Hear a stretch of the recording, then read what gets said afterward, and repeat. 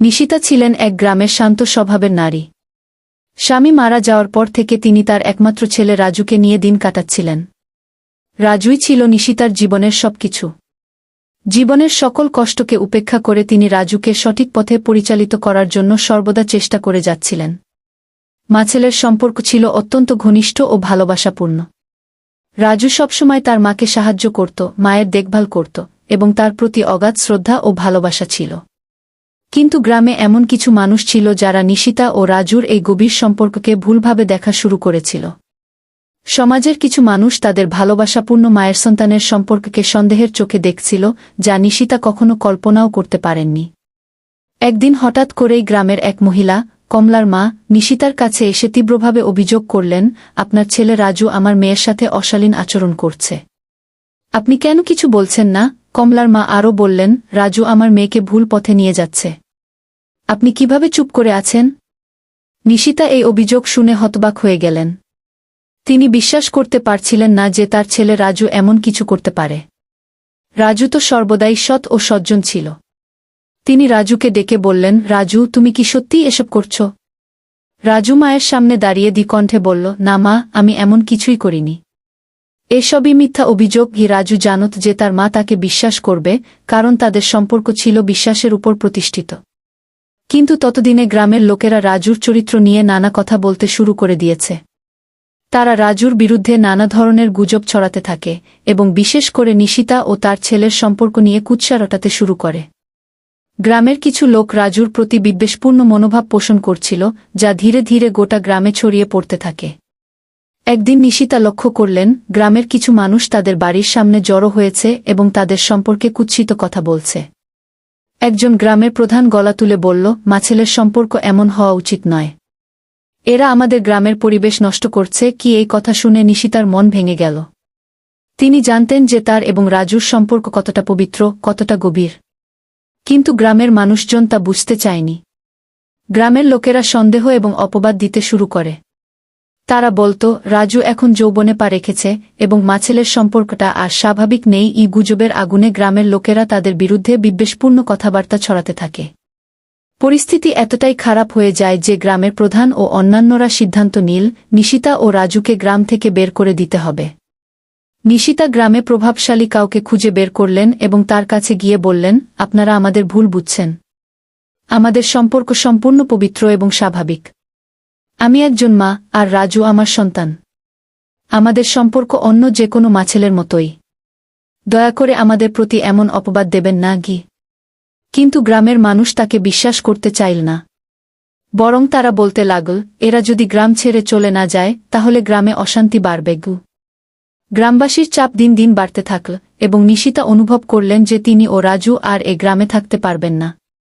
অবশেষে গ্রামের মানুষের অত্যাচার থেকে বাঁচার জন্য নিশিতা এবং রাজু গ্রাম ছেড়ে অন্য কোথাও চলে যাওয়ার সিদ্ধান্ত নিলেন। তারা যখন গ্রাম থেকে চলে যাচ্ছিল, নিশিতার চোখে ছিল অশ্রু, কিন্তু তিনি জানতেন যে তার ও রাজুর সম্পর্ক পবিত্র এবং সৎ। সমাজের কুৎসা এবং অপবাদের থেকে দূরে সরে গিয়ে তারা নতুন জীবন শুরু করার সিদ্ধান্ত নিলেন। মায়ের ভালোবাসা আর আত্মত্যাগের গল্পটি সমাজের রটনার মাঝে হারিয়ে গেল, কিন্তু নিশিতার মনের শান্তি এবং রাজুর প্রতি তার মমতা কখনো নষ্ট হল না। নিশিতা ও রাজু গ্রাম ছেড়ে যাওয়ার পর তারা শহরের এক কোণায় একটি ছোট্ট বাড়ি খুঁজে পেল। শহরে তারা নতুন জীবন শুরু করার চেষ্টা করছিল। নিশিতা নিজের পায়ে দাঁড়ানোর জন্য সেলাইয়ের কাজ করতে শুরু করলেন, আর রাজু পড়াশোনার পাশাপাশি একটি পার্ট টাইম চাকরি নিল। ধীরে ধীরে তারা গ্রামের তিক্ত স্মৃতি ভুলে নিজেদের জীবনে শান্তি খুঁজে নিচ্ছিল। কিন্তু রাজুর মনে কিছুটা চাপা কষ্ট ছিল। গ্রামের মানুষের কথা এবং তাদের সন্দেহ তাকে ভীষণ আঘাত করেছিল। সে অনেক সময় মায়ের চোখে জল দেখত, যদিও নিশিতা সেটা কখনো প্রকাশ করতেন না। মা এবং ছেলে একে অপরের শক্তি হয়ে উঠছিল, কিন্তু গ্রামের কুৎসা তাদের মনকে মাঝে মাঝে ভারাক্রান্ত করে তুলত। একদিন রাজুর জীবনে নতুন আলো দেখা দিল। সে শহরের কলেজে পড়াশোনায় খুব ভালো করছিল এবং তার শিক্ষকেরা তার মেধার প্রশংসা করতে লাগল। রাজু তার মায়ের স্বপ্ন পূরণ। রাজু শহরের কলেজে পড়াশোনা চালিয়ে যেতে লাগল, আর তার মেধা এবং অধ্যবসায়ের কারণে শিক্ষক এবং সহপাঠীদের মধ্যে সে দ্রুত জনপ্রিয় হয়ে উঠল। সে বিভিন্ন প্রতিযোগিতায় অংশগ্রহণ করত এবং তার সাফল্যের গল্প চারদিকে ছড়িয়ে পড়তে লাগল। নিশিতার জন্য এটি ছিল এক অনন্য গর্বের মুহূর্ত। তার ত্যাগ আর কঠোর পরিশ্রমের ফল সে দেখতে পাচ্ছিল তার ছেলের সাফল্যের মাধ্যমে। কিন্তু মনের মধ্যে গ্রামের তিক্ত অভিজ্ঞতা মাঝে মাঝে ভেসে উঠত। নিশিতা সবসময় ভাবতেন, গ্রামের মানুষের অপবাদ তাদের জীবন থেকে কি কখনো মুছবে? তবে তিনি জানতেন, রাজু নিজের পথে এগিয়ে যাচ্ছে এবং এর মধ্যেই তাদের সার্থকতা রয়েছে। একদিন কলেজ থেকে ফেরার সময় রাজু খবর নিয়ে এলো যে সে একটি বড় বৃত্তি পেয়েছে, যা তাকে বিদেশে পড়াশোনা করতে সাহায্য করবে। এটি তাদের জীবনে এক নতুন অধ্যায়ের সূচনা হতে যাচ্ছিল। রাজু মায়ের সামনে দাঁড়িয়ে বলল, মা, তোমার আশীর্বাদে আজ আমি এত দূর পৌঁছেছি। তুমি না থাকলে আমি এটা কখনো পারতাম না গি। নিশিতা গর্বের সাথে ছেলেকে বললেন, তুই আমার জীবনের আসল সাফল্য। তুই যখন ভালো থাকিস তখন আমার সব কষ্ট দূর হয়ে যায়। রাজু বিদেশে যাওয়ার প্রস্তুতি নিতে শুরু করল, কিন্তু তার মাকে একা রেখে যাওয়ার বিষয়ে সে খুবই চিন্তিত ছিল। নিশিতা তাকে আশ্বস্ত করে বললেন, তুই চিন্তা করিস না। তুই তোর স্বপ্ন পূরণ কর, আমি ঠিক আছি। আমি জানি তুই আমাকে ছাড়বি না। তুই যেখানে থাকিস সেখান থেকে আমার খবর নেবি, সেটাই যথেষ্ট। বিদেশ যাওয়ার আগে রাজু গ্রামে ফিরে যাওয়ার সিদ্ধান্ত নিল। সে গ্রামের প্রধানের সামনে দাঁড়িয়ে বলল, আপনারা যেভাবে আমার আর আমার মায়ের সম্পর্কে ভুল ধারণা ছড়িয়েছিলেন তা আমাদের জীবনকে অনেক কষ্ট দিয়েছে। কিন্তু আমি প্রমাণ করে দিয়েছি যে আমাদের সম্পর্ক ছিল পবিত্র ও সৎ। আজ আমি এমন জায়গায় পৌঁছেছি যেখানে আপনাদের অপবাদ আর কোনো গুরুত্ব রাখে না। গ্রামের কিছু লোক লজ্জিত হয়ে পড়ল, কেউ কেউ ক্ষমা চাইল, আর অনেকেই রাজুর সাফল্যে মুগ্ধ হয়ে গেল। তারা বুঝতে পারল তাদের ভুল ধারণার জন্য নিশিতা ও রাজুকে অনেক কষ্ট সহ্য করতে হয়েছে। রাজু গ্রাম ছেড়ে বিদেশে পাড়ি জমাল। সেখান থেকে সে নিয়মিত মায়ের সাথে যোগাযোগ রাখত, তাকে খোঁজখবর দিত এবং প্রতিটি সাফল্যের খবর ভাগ করত। বিদেশে পড়াশোনার পাশাপাশি সে বড় চাকরির প্রস্তাবও পেতে লাগল। রাজু ধীরে ধীরে নিজের মায়ের সব স্বপ্ন পূরণ করতে সক্ষম হল। অবশেষে রাজু বিদেশ থেকে ফিরল এবং তার মায়ের জন্য শহরে একটি সুন্দর বাড়ি কিনা। নিশিতা গর্বের সাথে বললেন, তুই আমার জীবনের সবচেয়ে বড় অর্জন, রাজু। তুই সব প্রতিকূলতা পেরিয়ে আমাকে নতুন জীবনের আলো দেখিয়েছিস। মা ছেলের সম্পর্ক আগের মতোই মধুর ও গভীর ছিল। তাদের জীবনের সব কষ্ট ও অপবাদ মুছে গিয়ে এখন শুধু সুখের দিনই ছিল সামনে। তারা একসঙ্গে জীবনকে উপভোগ করছিল, আর অতীতের সব তিক্ততা ভুলে তারা নতুনভাবে সুখের দিন কাটাচ্ছিল। রাজু বিদেশ থেকে ফিরে এসে তার মাকে শহরের একটি সুন্দর বাড়ি কিনে দিল, যা ছিল নিশিতার স্বপ্ন। নতুন বাড়িতে তারা শান্তি ও সুখে জীবন যাপন করতে লাগল। কিন্তু জীবনের পথে সবকিছুই সবসময় মসৃণ থাকে না। রাজু ভালো চাকরির প্রস্তাব পেলেও নিজের মায়ের পাশে থেকে কাজ করার ইচ্ছা প্রকাশ করেছিল। সে চেয়েছিল যে তার মাকে সুখে রাখবে এবং অতীতের সব কষ্টের ক্ষতকে ধীরে ধীরে ভুলিয়ে দেবে। তবে তাদের জীবনে নতুন এক অধ্যায় শুরু হতে চলেছিল, যা অনেকটাই অপ্রত্যাশিত ছিল। একদিন রাজুর পুরনো বন্ধু অর্পণ হঠাৎই তাদের বাড়িতে এলো। অর্পণ রাজুর ছেলেবেলার বন্ধু ছিল, কিন্তু রাজু যখন বিদেশে ছিল তখন তাদের যোগাযোগ হারিয়ে গিয়েছিল। অর্পণ শহরে একটি বড় ব্যবসা চালাচ্ছিল এবং তার সঙ্গে দেখা হতেই রাজুর পুরনো স্মৃতিগুলো জেগে উঠল। অর্পণ রাজুকে বলল, তুই এখন অনেক বড় হয়ে গেছিস, বিদেশের শিক্ষা আর বড় চাকরির প্রস্তাব সব কিছুই তোর জীবনের এক বড় অংশ। কিন্তু তোর মায়ের কথা শুনে আমি খুবই গর্বিত। তুই তার জন্য যা করেছিস সেটা সত্যিই প্রশংসনীয়। অর্পণের আগমনের সঙ্গে সঙ্গে রাজুর জীবনে এক নতুন সম্ভাবনা তৈরি হল। অর্পণ রাজুকে তার ব্যবসায় সহযোগিতা করার প্রস্তাব দিল। রাজু দ্বিধাগ্রস্ত ছিল, কারণ সে চেয়েছিল তার মায়ের পাশে থাকাকালীন কিছু করতে, কিন্তু অর্পণের প্রস্তাব ছিল এমন কিছু যা তাকে নতুন এক উচ্চতায় নিয়ে যেতে পারত। নিশিতা এই সিদ্ধান্তের সময় রাজুর পাশে দাঁড়ালেন। তিনি বললেন, রাজু, তুই বড় কিছু করতে পারলে আমার মনে শান্তি আসবে। তুই চিন্তা করিস না, আমি এখানে ঠিক আছি। তোর সাফল্যই আমার জীবনের বড় পাওয়া।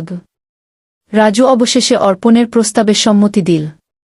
তারা একসঙ্গে ব্যবসা শুরু করল। শহরে অর্পণের ব্যবসা আগেই প্রতিষ্ঠিত ছিল, কিন্তু রাজুর মেধা এবং নতুন চিন্তাধারার সংযোজনে ব্যবসাটি আরও দ্রুত বিকাশ লাভ করতে শুরু করল।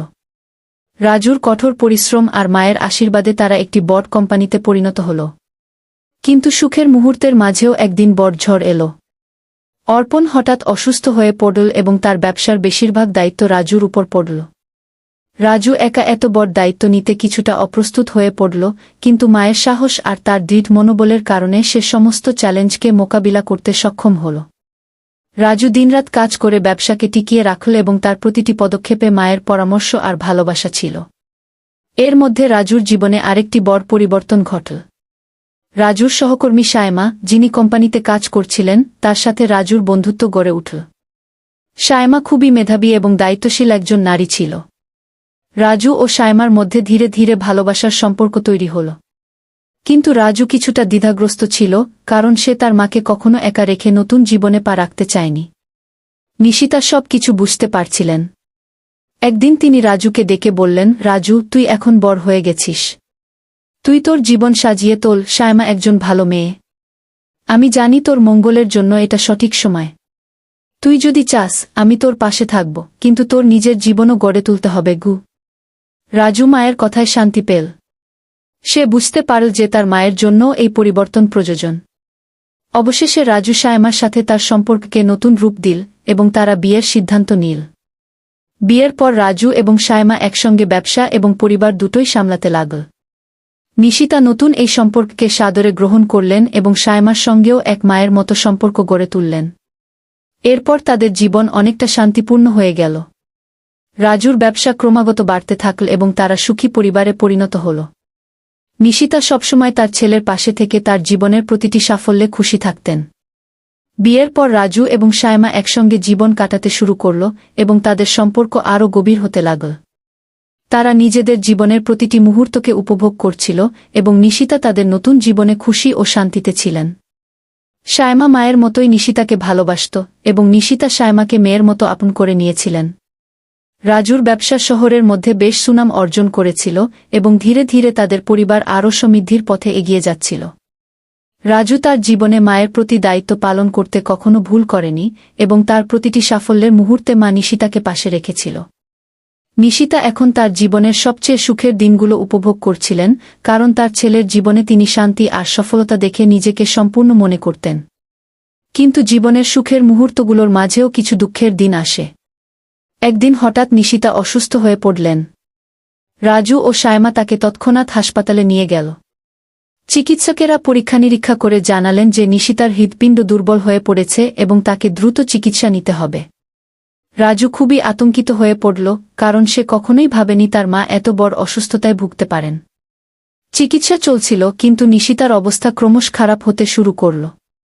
রাজু সবসময় মায়ের পাশে থাকত, তাকে সাহস দিত এবং বলত, মা, তুই আমাকে ছেড়ে যেতে পারবি না। তুই সব সময় আমার জীবনের অংশ হয়ে থাকবি। নিশিতা তার ছেলেকে কষ্টে বললেন, রাজু, আমি তোকে সব সময় নিজের সন্তানের মতো বট করেছি, তোর সুখের জন্য সবকিছু করেছি। এখন তুই নিজের জীবন সামলাবি, আর আমার জন্য চিন্তা করিস না। এটা জীবনচক্র, সময়ের সাথে সবাইকেই একদিন বিদায় নিতে হয়। তুই শুধু সুখে থাক, এটাই আমার একমাত্র কামনা। এই কথা শুনে রাজু ভীষণ কষ্ট পেল, কিন্তু সে জানত যে জীবনচক্রকে বদলানোর কোনো উপায় নেই। শেষ পর্যন্ত কিছুদিন পর নিশিতা পৃথিবী থেকে বিদায় নিলেন। রাজুর জীবনে এটা ছিল সবচেয়ে বড় আঘাত, কারণ তার জীবনের সবচেয়ে প্রিয় এবং আপন মানুষটি তাকে ছেড়ে চলে গেল। মায়ের মৃত্যুর পর রাজু আরও ধৈর্যশীল এবং শক্তিশালী হয়ে উঠল।